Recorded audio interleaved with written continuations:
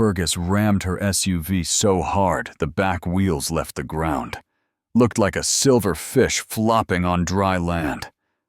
I'll never forget the way she screamed, like someone had set fire to her yoga mat. That's the day our pasture became a battlefield. And that's the day I knew this wasn't just some neighborly feud. It was war. Now, I didn't always live in a place where cows outnumbered people. But after my husband passed, I came back to the family ranch in Pine Hollow, Texas, thinking I'd find peace, morning chores, sunsets, quiet fences. Instead, I found Sandra Beth Whitaker, president of the newly built Harmony Hills HOA and spiritual ambassador of passive-aggressive warfare. She moved in 6 months after I did, right up against the south side of our ranch. First, it was complaints about the smell of livestock. Then came notes about disturbing bovine sounds at dawn. Ma'am, they're cows. That's what they do. But Sandra didn't care. She had power now. A clipboard, Bluetooth headset, and a committee of people too scared or too bored to say no. It all boiled over on what she called Eco-Unity Day. I remember it clear as glass. Tuesday morning. Sun not even over the hills yet. I was refilling Fergus's enrichment barrel with hay when I saw a group in pastel polos hovering by the property line. Giant helium tank, stacks of balloons, banners that read, "Release negativity into the sky." Now Fergus, my 1,200-pound bull, doesn't do negativity. He does boundaries. He does routine. And above all, he does not do red, yellow, and pink spheres falling from heaven like sugar-coated intruders. I walked up to the fence. "Sandra," I said, "this ain't a good idea." She laughed. I'll smug on none. "They're biodegradable. It's symbolic." I pointed at Fergus, chewing cud like a bovine monk under the oak. Symbolic won't mean much when he sees those as a threat. She waved me off. "This is just small-town bitterness. Watch this." She let go of a fistful of balloons, like she was blessing the earth. And the wind, like it was on her side, shoved all that mess directly over the fence. Fergus didn't even blink at first. But then one balloon bounced near his hoof. His ears shot forward, muscles locked. I saw the stomp coming before it hit the ground. "Ma'am," I said, "you might want to—" Too late. Fergus launched. And Sandra, for reasons I still can't explain, maybe ego, maybe delusion, decided to drive her luxury SUV into my pasture. Her actual words were, "You're being unreasonable." She rolled down the window like she was in charge of animal diplomacy. I opened my mouth to warn her, but Fergus didn't wait for the transcript. He slammed straight into her passenger door like a furry battering ram. The car rocked. She shrieked. Cameras recorded. Someone yelled, "He's like the Texas Minotaur!" Sandra peeled out in a storm of dirt and regret. Fergus went right back to his oak tree, satisfied. I wish that had been the end. 3 hours later, the clip was on Twitter. Hashtags flying like feathers. Cat bull justice. Cat SUVDs Fergus. Cat Karen Gord. I was laughing until I woke up the next morning to the sound of hammering. They were building a wall, a 12-foot privacy enhancement, as Sandra called it. Solid pine.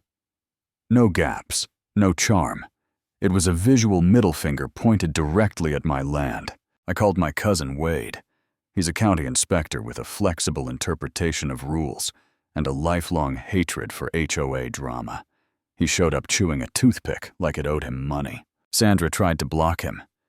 "This is a private community improvement," she said. "Nope," Wade replied. "This is a Code 14B obstruction in a shared visibility corridor." She blinked. "What's Code 14B? Gumby." He circled the wall. "Doesn't matter. This angle's too sharp. These nails. Not galvanized. This whole thing's a termite party." Her volunteer crew stopped mid-hammer. Wade filed his report with flair. Sandra was left standing there, speechless, her clipboard trembling like a white flag. But she wasn't done. Next came the garbage. They called it Trash Talk Tuesday. Volunteers started dumping actual HOA-labeled trash bags over my fence. First bottles, then full bags. So I responded with something I call the poop parcel. One of her Amazon boxes, a generous offering from Fergus, and a bow on top. Dropped it on her porch with a note. From our pasture to your palace. Keep the cycle going. After that, she got quiet. Which was worse. Then Heather knocked on my door. HOA secretary, reluctant loyalist, secretly fed up. She had proof. Sandra had been using HOA funds for personal luxuries. Glitter license plate frame, designer banners, even cupcakes flown in from Austin. All under the name, the Eco Foundation. That's when we launched Operation HOA Down. First step? Create a fake rule book. We slipped in the ridiculous. All porch cushions must be taupe or eggshell. Wind chimes must harmonize with Beethoven's Fifth. Sandra, desperate to reassert control, enforced every word. The neighborhood snapped. Fines flew. Meetings imploded. But it was the shed that changed everything. Heather found it behind Sandra's koi pond. Walls lined with monitors. Cameras pointed straight at my pasture. Infrared sensors.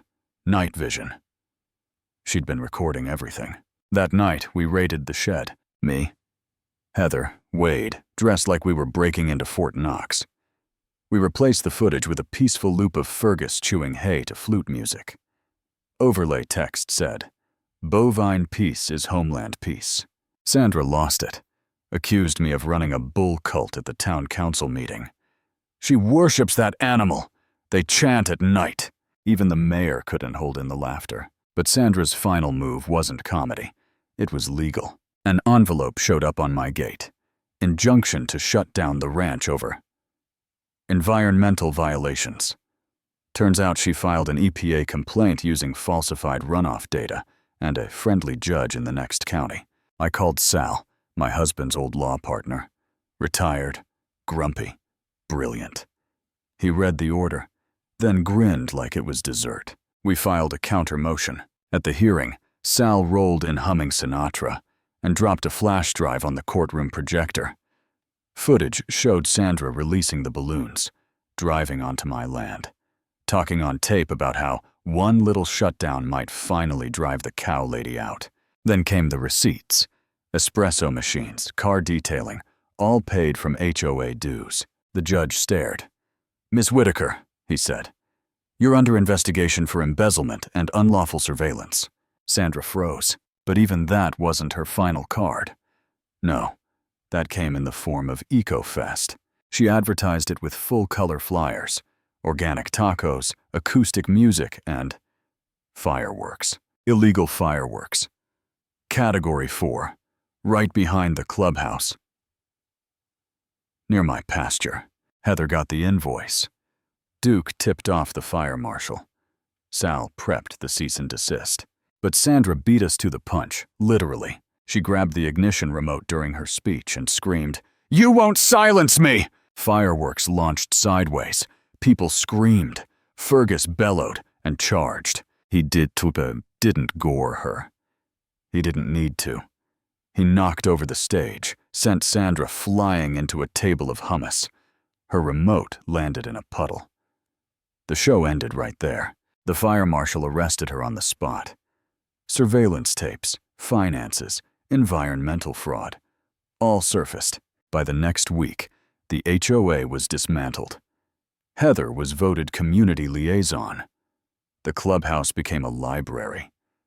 The 12-foot spite wall, cut down to 4 feet and covered in painted flowers by local kids. People started waving at me. Some even came to meet Fergus. One woman brought a handmade plushie and asked if we hosted cow yoga. Then there was Jake, the EPA agent. Showed up with coffee, stayed for the view, and started asking questions about making the ranch something more. Community tours, animal therapy, education. I said I'd think about it. But the truth is, I already had. One morning, a month later, I saw a red balloon float over the field. I froze, but Fergus didn't. He looked up, blinked once, and went right back to chewing hay. The past was over. So, what would you have done?